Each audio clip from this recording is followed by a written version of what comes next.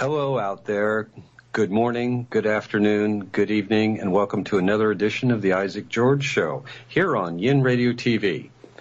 I'm really excited about tonight's show because this is Valentine's Day. And, it's a special day for lovers everywhere. It's a special day for flowers and chocolate and roses and going out to dinner and all that sort of thing. And today we have a very special Valentine's Day edition for you. I am really, really excited about this and a bit nervous, I have to be honest. And I think this is going to be something really special because I have with me on the show today my beloved partner, my best friend in the whole wide world, Shelley Hutchinson. So I'd like to introduce everyone right now to Shelley. Shelley, thank you for being on the show today. How are you doing? I'm doing great. Thank you so much for having me. I'm so excited to be here, and I just kind of felt that I really wanted to have this opportunity to really spend this time with you on Valentine's Day and maybe also share a bit of our story with a lot of other people out there. But first of all, I probably ought to tell you a bit about me. So my background is as a psychotherapist. I was working as a psychotherapist for 10 years. Before that, I was in fashion and marketing.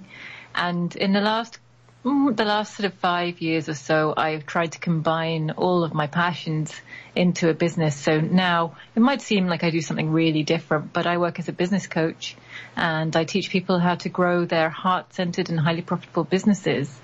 So that's what I've been doing the last couple of years, but it's very much got a very strong soul element to it, whereby I'm really helping people to express their true self in their work and to really bring about what they really dream of in their life by doing work that they absolutely adore and they're passionate about and really is what they're here, their life purpose is, what they're here to be doing.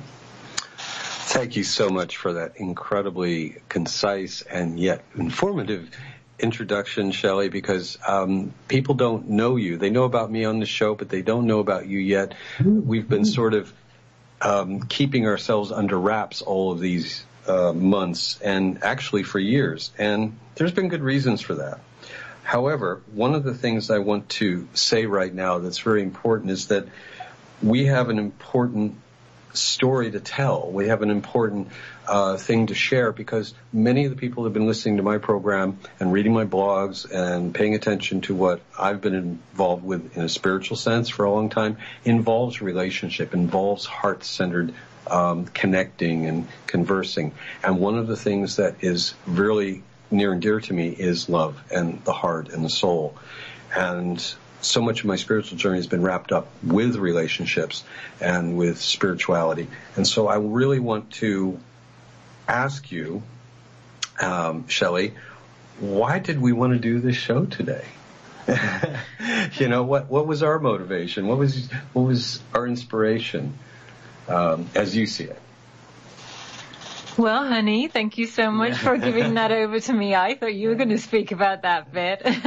Well, actually, I think for me, the inspiration behind doing this show came from really witnessing how people have reacted to us since we've been able to come together properly in a proper relationship.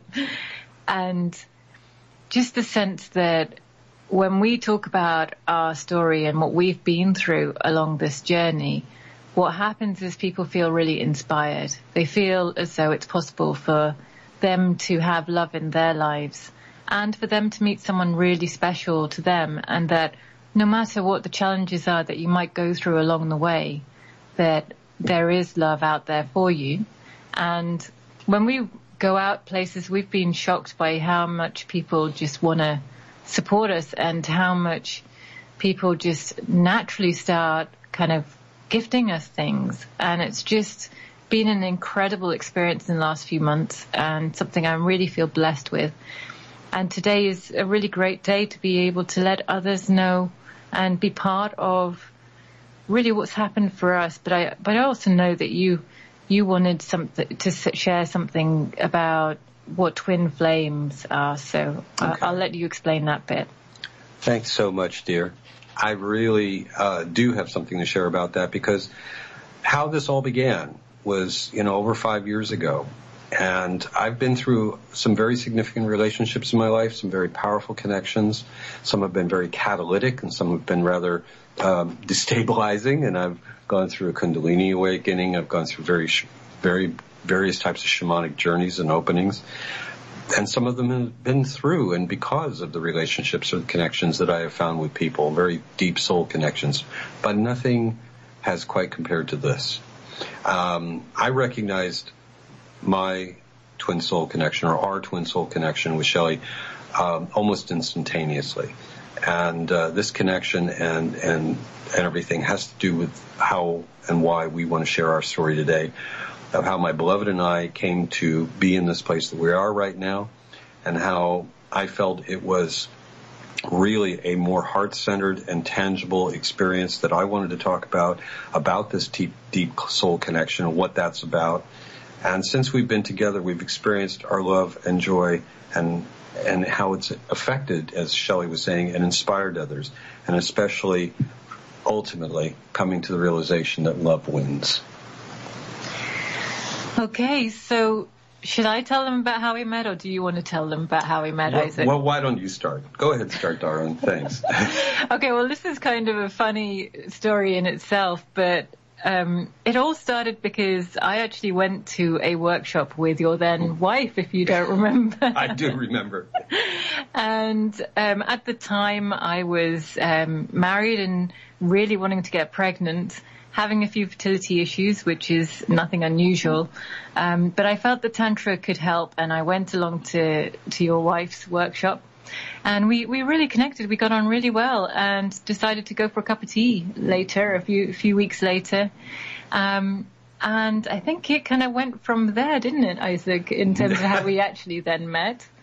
Well, what happened was that after that tea with Shelley, she came back to the house and was so fired up and about the talk that she had with you. And also, she immediately felt that this was somebody that would be a wonderful friend to have. So she said, I'm going to send you a friend suggestion for Shelley through Facebook. And I went, oh, okay. Just shrugged my shoulders like, yeah, fine, good. And so she did that, and the moment I clapped eyes on her profile picture... You mean my profile picture? Shelley's profile picture, my beloved's profile picture, I knew something huge was afoot, because it was just the way I felt. She wasn't even a full face shot, a full profile. I can't describe it, but I was deeply, deeply moved. I was deeply affected to the point of, I almost went into complete denial. And shoved it away because I didn't want to consider that possibility happening, having been married for almost 10 years and rather happily, at least at the time I thought I was. And so my first impression was, this is destiny knocking, and I'm not sure if I want to open the door. I don't blame you. So what happened was that I eventually did get up the nerve to actually message her and ask for an opportunity to meet. And it took about a month, I think. And then we finally met for tea and a walk. And for me, it was a very intense experience. I think for Shelley, for you, it was quite confusing. But I was seeing something happening. I sensed something in seeing that picture and in meeting Shelley that was validating, that was vindicating something I had felt. So I'm not sure how to ask this, but what were your first reactions meeting? Well, okay. So when I first met you, Isaac, I was kind of, I was thinking, do you know what? You're kind of similar age to my dad. And it was really quite strange because we were living in Ireland. So you got to bear in mind, folks, that, we're in rural Ireland. There is a very low population. We're talking maybe 2,000 people in a local town. There are many more cows than there are human beings. And to be in the middle of nowhere and suddenly presented with this amazing American guy who is totally into all these spiritual stuff and kind of quite wacky, but also really loves the same music that I love, and has actually been to see all of the bands, the like Yes and Pink Floyd and all these bands that I absolutely adored. Like, he'd been to see them the first time round, like when they originally were playing. And for me, I was like, oh my God, because I grew up with these bands and I like loved them, but I knew that it was all kind of, you know, I was probably never going to get to see them live. So here on one hand was a guy who I felt was kind of my dad's age, but probably the coolest 60-year-old that I'd ever met. And like, we had the same love of music, and for this strange reason that I couldn't quite understand, I just felt really at home with him. And to be honest, I hadn't really met anyone else in that location who I felt that relaxed with and had the same kind of deep connection with. And you know what? Most of the time, I just wanted to hug you. So that was like my first impression when I first met you and how I felt. Yeah, that was pretty much how it was for me. I remember you used to come to a class at the house every week on a Friday, and we just spend time hugging before the class, and it was sort of like really a bummer that you had to go upstairs to the group.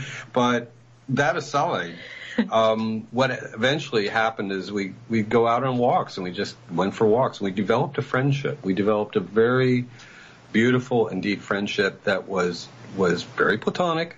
And we respected the fact that we were both in our own marriages and relationships, but there was an intensity between us. There was a really strong intensity that I think I recognized, and I knew it was there, but I knew there was some part of me that said, don't push this and don't try to convince you of anything. Just let it be. Just let the relationship be as it is. So over the next period of time, we just saw our friendship blossom, and we had a lot of fun and laughter and talking about music and talking about all kinds of things, you know, tantra, spirituality, a little bit about her background and growing up in Cambridge in the United Kingdom, my background in the United States. And that was pretty much the basis for our connection. We just liked spending time together, you know, pretty much. We also had some fallings out now and then, miscommunication. I think that was perhaps because we had different backgrounds and you know, some different perspectives on things. But you know, I'll turn it over to you. What do you want to say about that? Yeah, I don't think I've ever had as many humdingers. And in the UK, when we say humdingers, what we mean is like kind of fallings out. With anyone as I had with Isaac, to be honest, it was mainly my fault. I'm just going to put my hands up to that one. It wasn't really Isaac. It was, to be honest, it was just that, like, he pushed a lot of my buttons, and probably in a good way, but I still had quite a strong kind of conditioning around what I felt was okay and what wasn't in relationships. And I just wasn't used to someone being so loving and so caring. And I really just didn't understand actually what was going on inside me, because there was always this like undercurrent of sort of sexual attraction and just strange experiences, as far as I was concerned, quite strange experiences in terms of energetically what would happen when we were near each other or even not near each other. And I just couldn't explain it. And I think for quite a while, I would find that I would want to be near Isaac, but then at times I would find the intensity of it too much, and I'd be like needing to push you away. You kind of remember that? Yeah. Yeah, and I would misunderstand things, and so that led to a few of our fallings out, and then me eating my words about 6 months later. Yeah, well, no, it was more like 10. But anyway, yes, we did have that big of a break at one point.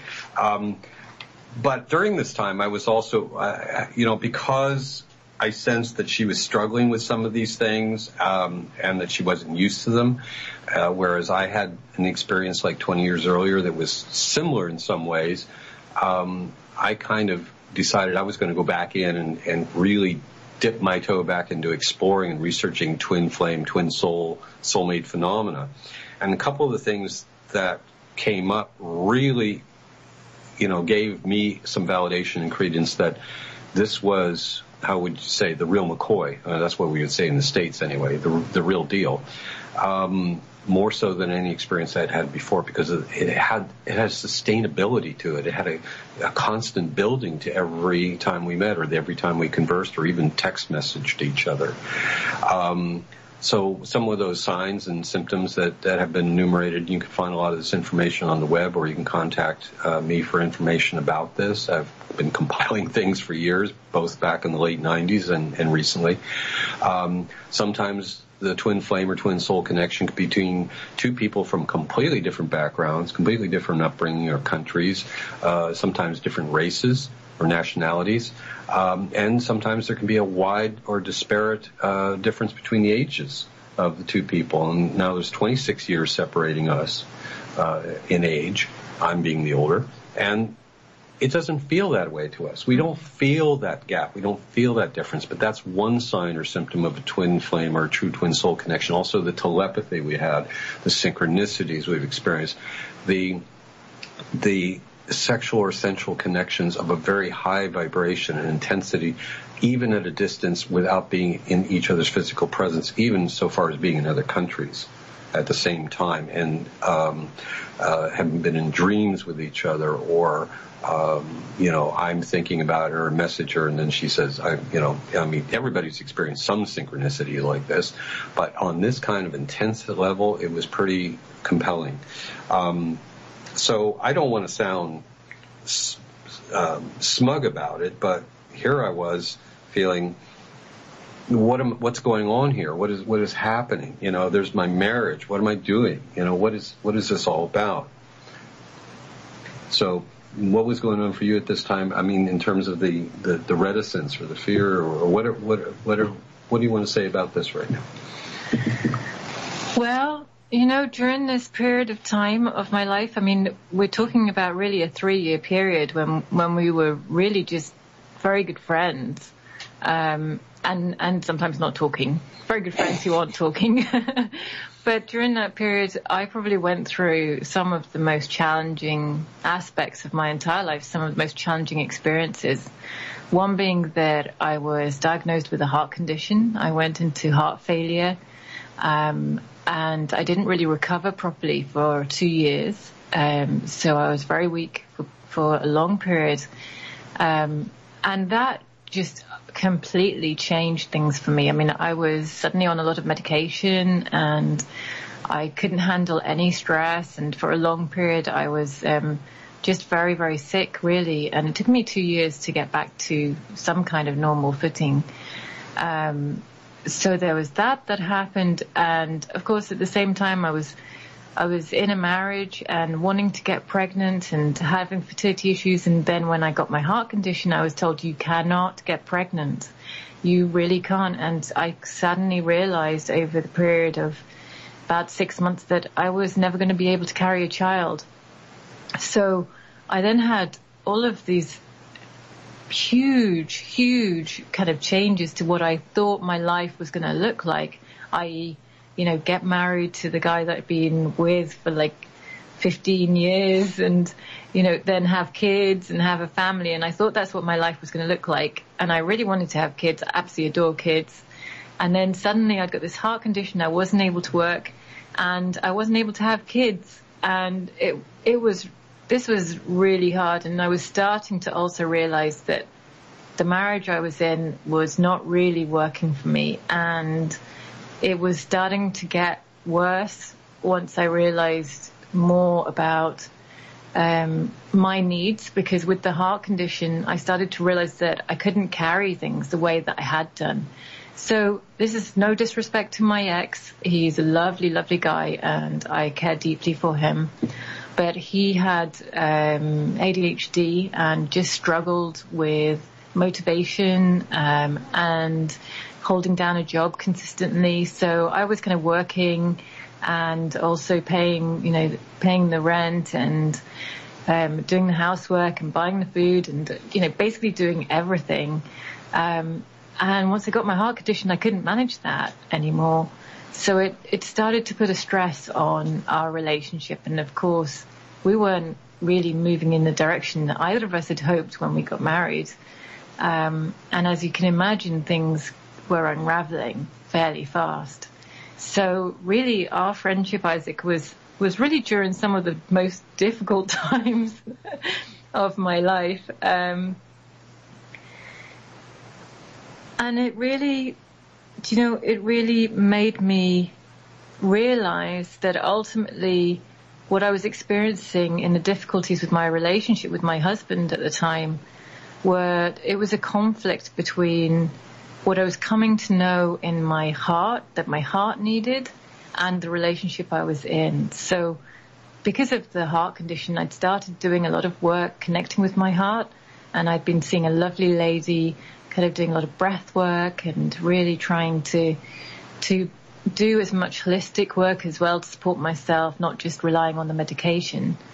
And I started coming more in touch with my heart. I started getting clearer that I had needs and the kind of support I needed in my life. And through that process, I just found that the relationship I was in was just not going to help me stay connected with my heart.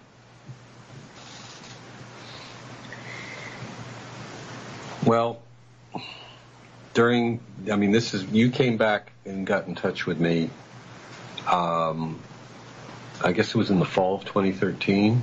Well, that's when we first started going out and visiting and going for walks again. And then I had an experience. I had one of those unusual, inexplicable experiences in early November of that year. I'd been in London, I'd been at a conference, and we'd been in pretty heavy contact for about a month, as I recall. And one of the things that happened to me was I had a very strong, powerful, heart-opening experience at the end of the conference. There was somebody who gave a talk, and he was so heart-centered, he was so amazing, that it was no mistake, or should we say no coincidence involved, that after that, hearing this stirring, heart-centered talk, that I went out into the autumn sunshine and immediately turned on my phone and got a message from you saying, when are you coming home? I really, really want to see you. I miss you. And I just realized that I had been in denial for almost 2.5 years and just was completely in love with you and believed in us and felt very much like, oh my God, I can't say a word about what I've just experienced, what I've seen, what I've felt at the deepest core of my being. I can't tell you, I can't tell her about this because I don't want to influence her. I don't want to create her reality for her. I just want to see what happens. I just want to unfold this and still be true to myself. And so I didn't say anything, for months and months. And 2014 became the year that everything changed. And so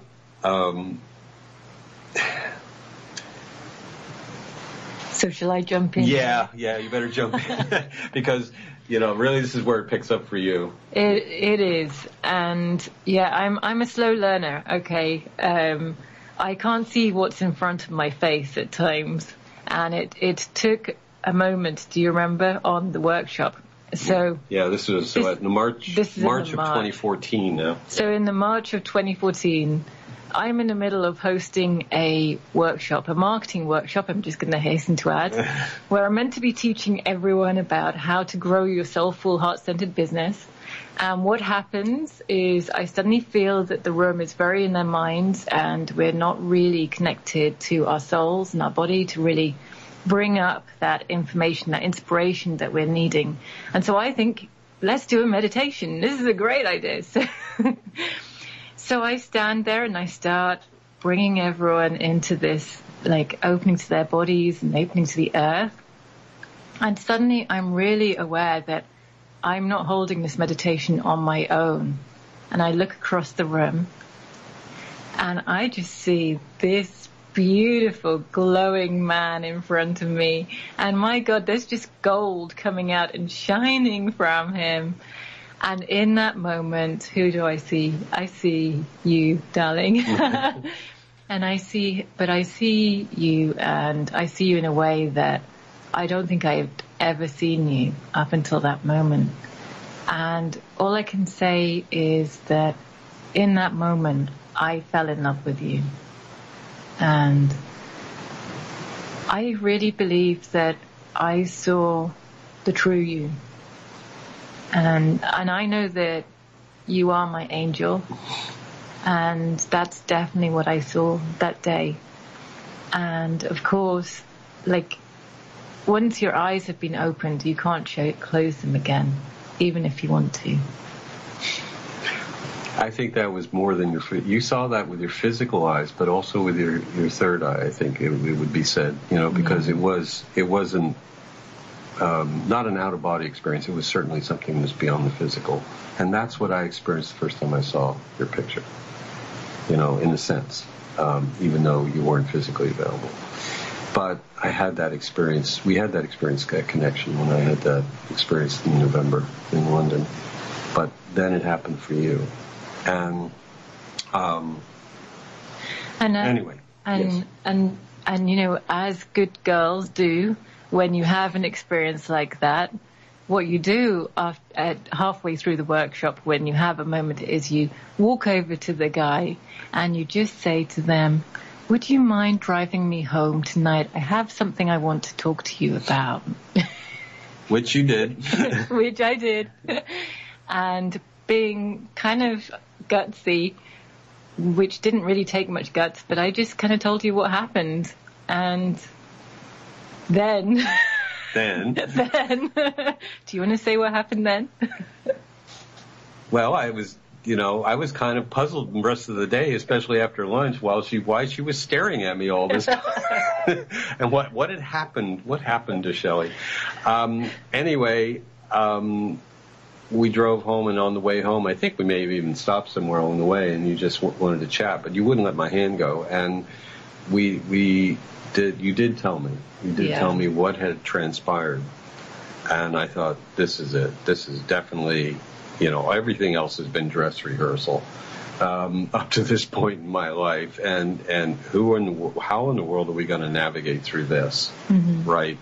We were both extremely excited and extremely terrified of what the implications of all this could mean. Terrified only because, oh gosh, we're both in committed marriages, we're in partnerships, and we don't want to hurt anybody. We're both these kind of people. It's like, oh my God, we just can't, we want to tell the truth, but, it's like, it's really difficult to you just don't want to hurt somebody you care about, period. Bottom line, you don't want anybody hurting. And you certainly don't want yourself to go through that suffering.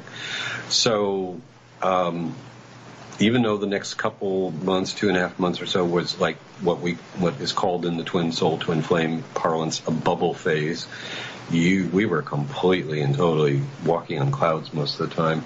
We were so jazzed about what we could do together. We started actually creating and recording meditations that you had written. Mm-hmm. And then I created music beds for them, and all kinds of spontaneous creativity was happening.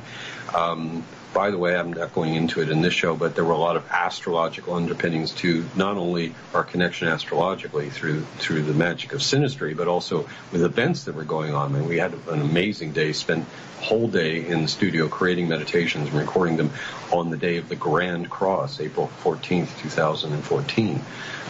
Powerful, powerful day. I think it was the 14th or the 20th. Doesn't matter. But anyway, these were the kind of things that were unfolding for us. It was just like a magic carpet ride. And at the same time, there's also this feeling like, oh my goodness, what are we going to do? How do we do this?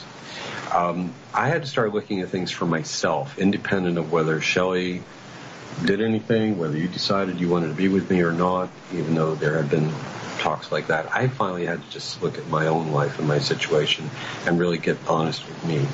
And I had been unhappy for about 5 or 6 years. And things weren't, no matter what it seemed we tried to do to course correct or work on things. It didn't. You mean you and your wife? Yes. Yeah. Excuse me. Thank you. Me and my partner at the time. We just couldn't seem to get over the hump, so to speak. And so it was probably, around my birthday or early July, I decided, regardless of what the outcome of anything is going to be, I'm going to make a choice for myself. I have to do this for me. So that's when I separated from my wife at the time and found a place to live and moved into that. And There were no guarantees. There was absolutely no guarantees. I was completely winging it at the time, and just following my heart. And things were opening up and working for me, and things were happening.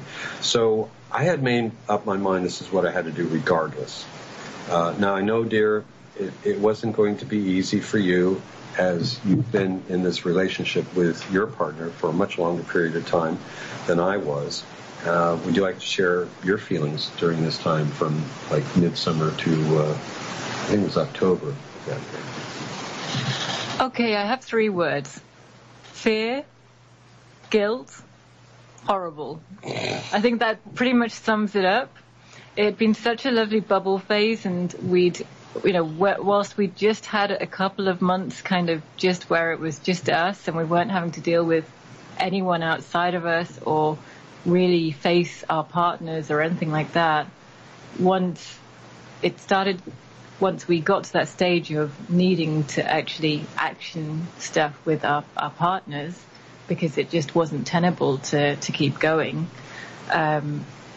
that's when things got really hard. And on my side, I was trying to separate from my husband from about the May period. But when I talked to him about not being happy and I moved into the other room in the house, he just kind of collapsed. Like, he just went to pieces. And at that stage, he was right near the end of completing a master's degree, which I'd been supporting him through for the previous 3 years. And he was in the last 3 months of it. And I just felt, as much as I really want to be honest and I really want to just say what's going on, how I'm feeling, and that I've really not been happy in the relationship for so long, I just was completely terrified of him going to pieces, and completely terrified every time I tried to broach it that he wouldn't complete his master's. So I thought, look, I'll swallow it until he finishes his master's project. It's just another 3 months. But actually, it killed me doing that, because it just wasn't me to not be honest. And even though it was clear that there were problems, I'd moved into the other room, it just still, it was like the most horrific thing. And I would never, ever repeat that again. So just a couple of the things that really from that time period that I know that other people connect with also is that it can be so hard to leave a relationship that you've been in for years. And you can also have a lot of feelings of guilt. And they were both things that I was going through over that period of time. I was terrified of leaving my marriage. And at the same time, I felt massively guilty about it. Yeah, I had a lot of regret and guilt come up. I felt a lot of anguish and difficulty around how my ex was taking things. And it was a real hard time. But in spite of all that, you did make a decision, my love. You did decide that you were going to, how should we say, jump off the diving board. And in October, she had moved on, or actually decided that she was going to move forward with a divorce. I had already been out of the relationship for 3 months. And once again, we started entering into a very magical phase, We did, and just to say, I felt the fear and did it anyway. I read that book, I underlined sections in it, and eventually I acted upon it. So by the October, I managed to separate from my husband. We were still in the same house, but very clear that our relationship was basically done, and that we were going to be moving on separately and moving out of the house in the near future. And I was so happy with you, my love. We were finally moving forward together, and it was hard. It was a hard time, because we faced a lot of criticism and judgment in the local community. And so it wasn't easy, but it was what was right for us. Yeah. It was the truth. Well, everything changed drastically. There was, how should we say, an almost tragedy. Well, it was tragic, what happened. We were going along, had, big ideas and big plans, big hopes for the future.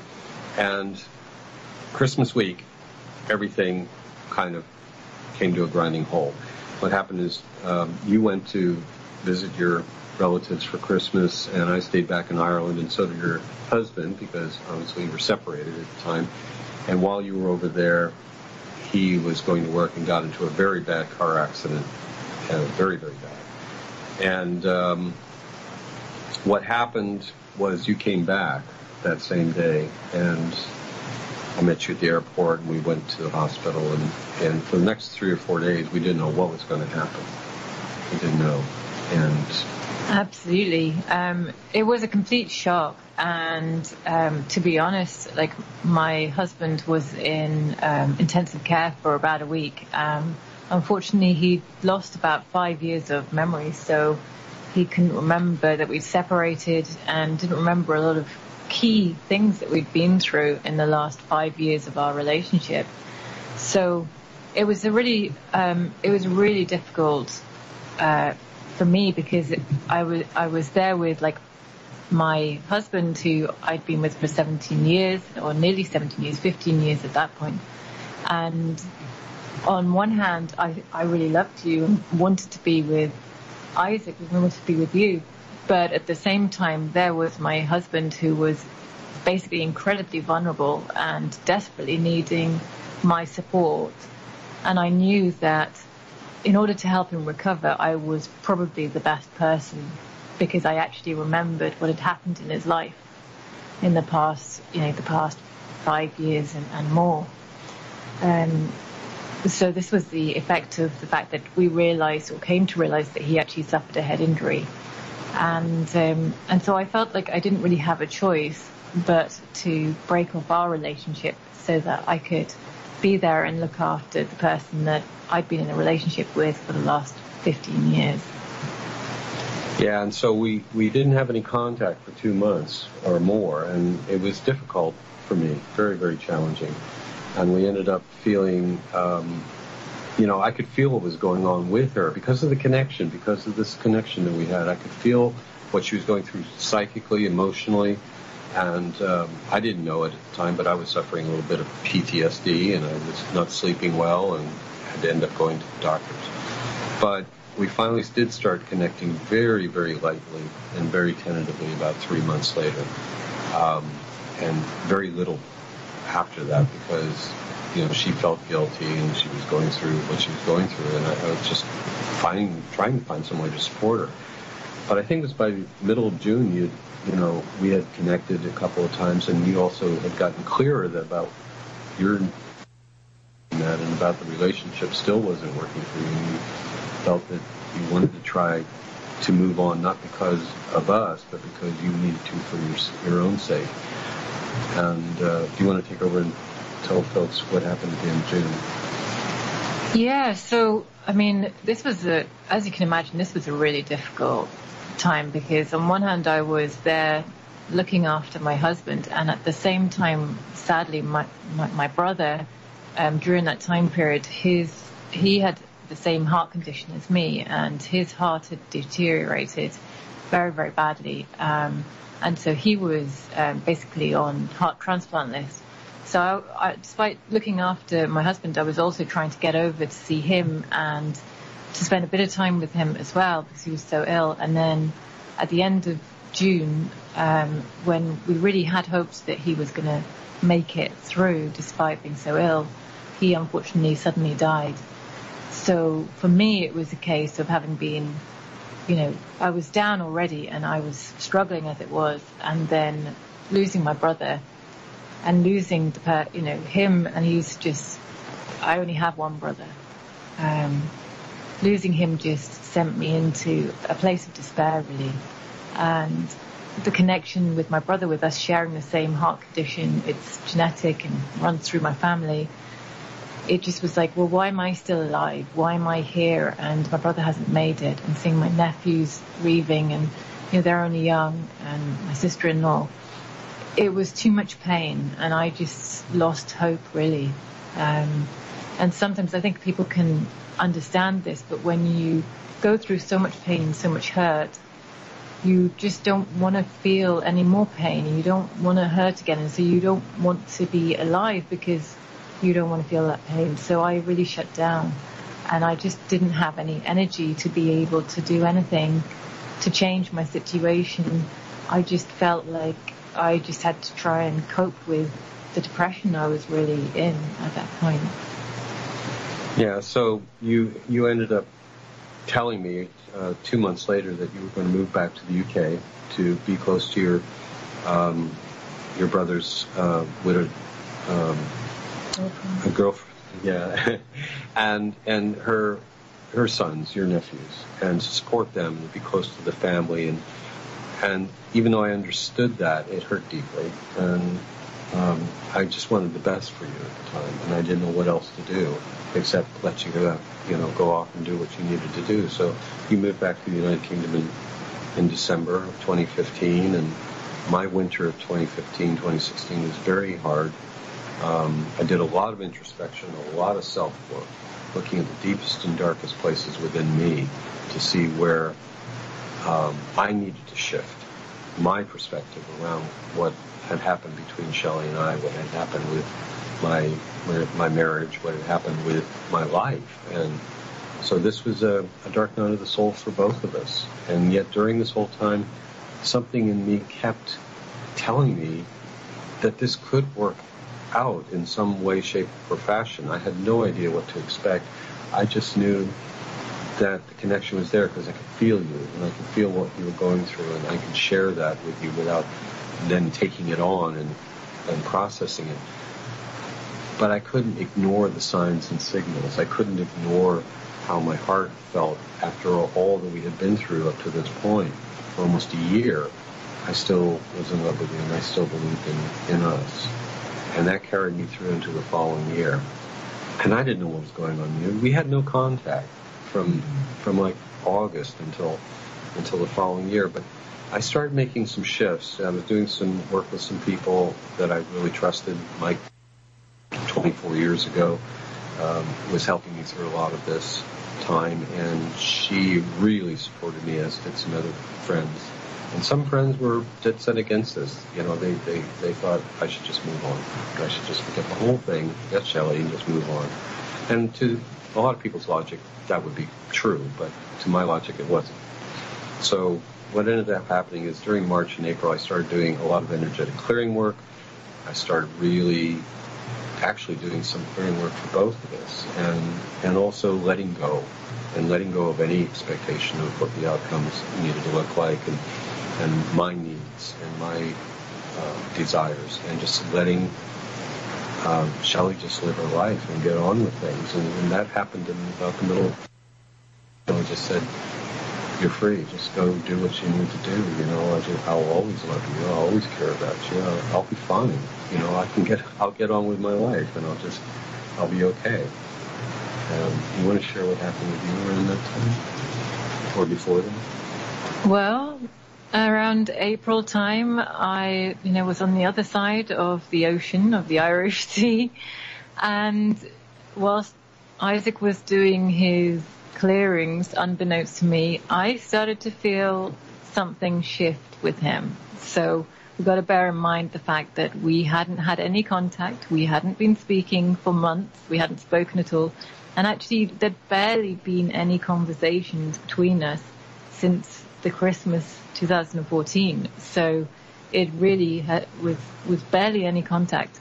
But I could feel that something had changed, and as a woman, typical of me, what I first thought was, he's moved on, there's someone else. And so what do? You go and you look at your beloved's website and you read their blogs and you try and find out what's going on. Little detective work, trying to piece it together. Yeah, and I thought, and I thought from his blogs that it confirmed that he'd moved on. But in any case, I think what was happening for me was I was starting to see the light at the end of the tunnel. I was starting to come back out of my depression. I'd had some counseling, and so I was no longer feeling suicidal, which was how bad it had got. And that had really got me over that real depth of, like, I don't want to be here. And I was starting to realize that there maybe was a possibility of me living again in some fashion and coming back.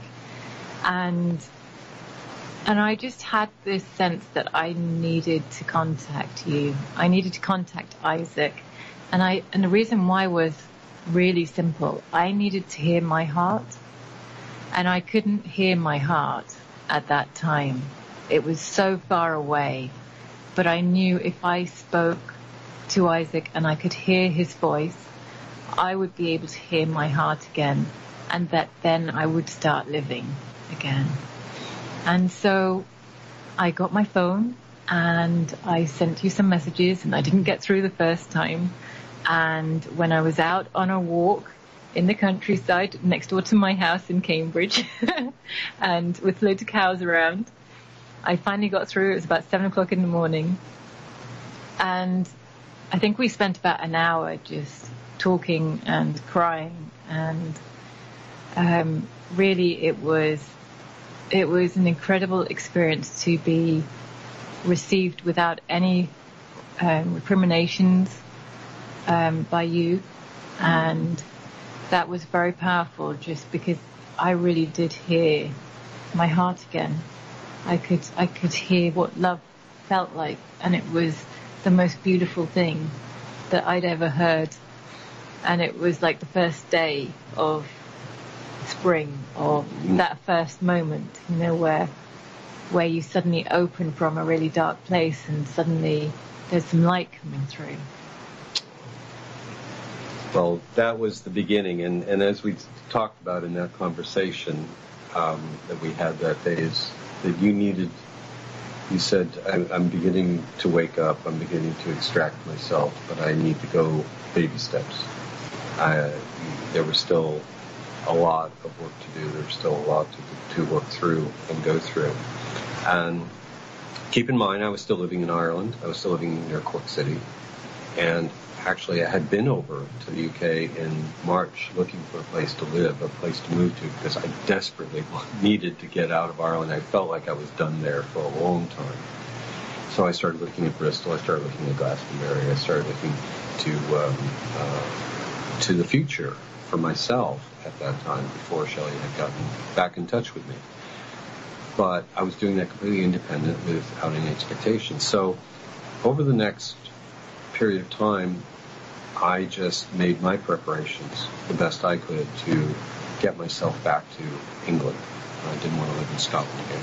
And during that same period, you began your process of separation. So I knew I was ready to leave my marriage. I knew by that stage that the relationship was well and truly over, and had been for a good while.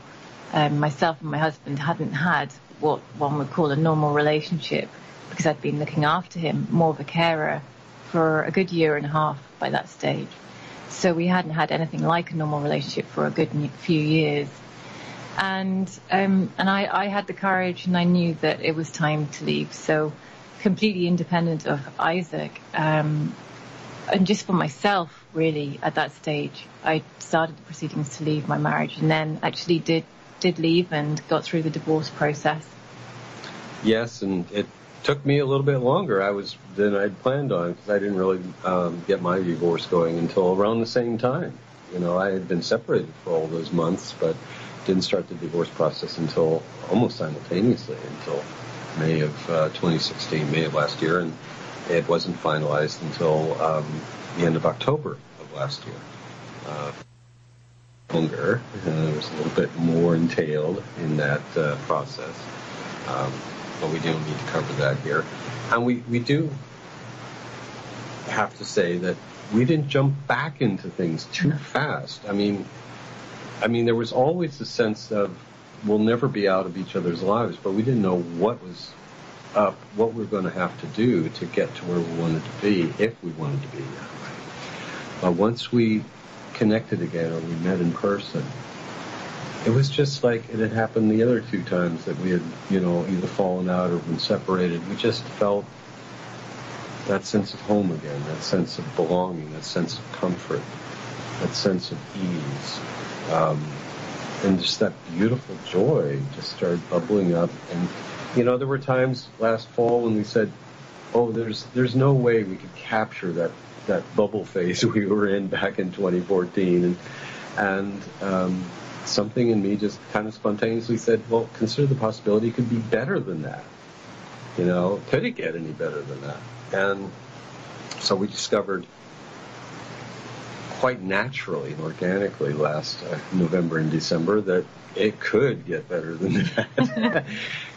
I should say by that stage we were finally almost completely divorced. Yes, legally, and all the rest of it. And we could come together, and for me, importantly, we could come together without any feelings of guilt and just completely just be together now. This is our time to enjoy being together. Exactly, and to see how, comfortable we are with ourselves, I think helps people relax with themselves around us. I mean, we just seem to be having fun. And, one of the hallmarks of a relationship, a twin soul, twin flame relationship, is that there's a certain sense of maturity and responsibility, but there's also a sense of childlike play and fearlessness and joy. And I've never been with anybody I like to sing to, even though I can't carry a tune in a bucket. He can't. I can confirm that. Yeah, it's could be painful.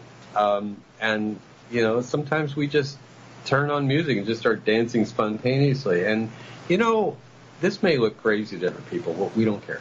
It's how we carry on in public. I mean, we dance in public. We have so much fun. And to be honest, I know that when we're having fun, other people around us have fun. And it's so sweet. We're so lucky. We're so grateful to have this chance to be with each other. And we meet so many amazing people as well. Yeah, we find it, that's the thing that's strange, is that we think, spending long periods of time in each other's residence even, it's sort of like we don't feel like we're crowding each other. We don't feel like we're stepping on each other's boundaries. But the main thing, the underpinning to all this working, is how we communicate, mostly how we listen, how we presence with each other and listen. And that means a lot. What was that you said just then? Listen. She also has a weird sense of humor. Constantly keep me on my toes. So here we are just about at the end of the program. And I want to just cover a few things that really are important to us about our sharing with you today and about our connection. And so we finally managed to reunite and get it together in the autumn of last year. And we've been consistently amazed and delighted how much joy and smiling is possible when you surrender into love. When it's right, no matter what it looks like on the outside to anyone else. When it feels this good on the inside, the outside is transformed and everything becomes possible. All you need to do is believe. You see, it's not about who you love, although they are important. It's about hearing your heart and trusting it and having the courage to follow it, no matter where it takes you and no matter how many times it breaks. Because bearing your heart hurts more. It's about the courage to live and to risk being hurt, because that's love. What I've discovered is that it's only through having an undefended heart that it is possible for two people to live an unimaginable life. And so that's our show for today, and we're really grateful that you tuned in, and we're really grateful for the opportunity to share our odyssey, our journey together. And if you'd like to know more about Shelley, please contact her through her website, which is www.clientnectar.com. And of course, my website is www.isaacgeorge.com. We'd love to hear from you, and maybe you've got an experience like this going on in your life and you want to share with others how it feels. So just to say, happy Valentine's Day, and just keep loving. Happy Valentine's, everyone, and blessings on your journey. Take care, and hopefully talk to you soon.